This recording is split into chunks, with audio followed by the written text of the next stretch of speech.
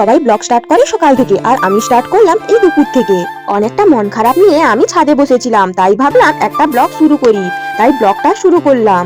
দুপুর থেকে রাত পর্যন্ত আমি কি করি সবটাই এই ব্লগের মাধ্যমে শেয়ার করব।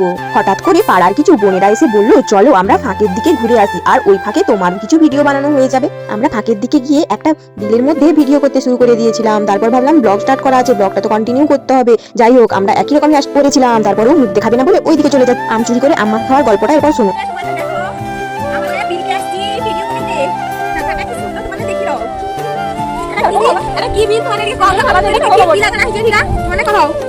দেখো আম চুরি করতে চলে গেছে, গাছের ডালা ভেঙে পড়েছে। তাই দেখো গাইস আম কেমন তুলছে। মাথা তৈরি করবো এখন। দেখো কি দেবো, প্রথমে আমি লঙ্কা দেবো যাতে কেউ না খেতে পারে, ঠিক আছে? না না এমন দেখো আমি এখানে লঙ্কাটা দিয়ে দিলি। লঙ্কাটা দেওয়ার পর এই তো চুরি করছিস না আমটা। এরপরে দেবো সরিষার তেল।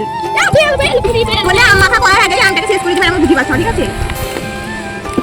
এরপরে দেবো লবণ।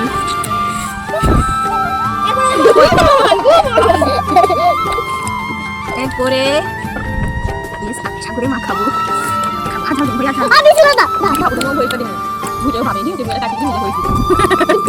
কি তাই না বলো? সভ্য হয়েছে এগুলো ছাড়া যাবে না। দেখো আমাদের কালারটা তুমি কি বলছো? আর কি দেবো? আর কি দেবো?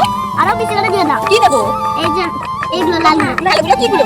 লালগুলো দিয়ে দাও বেশি করে। ঠিক আছে, আরো বেশি করে দিয়ে দাও। তুই সব খাইলে আগে আর দেনি ভাই যা খাইলে না ভালো লাগছে। খাইলে ভালো ক্যামেরাম্যান এসে সেই টেস্ট। এই তো আম কাটি জানি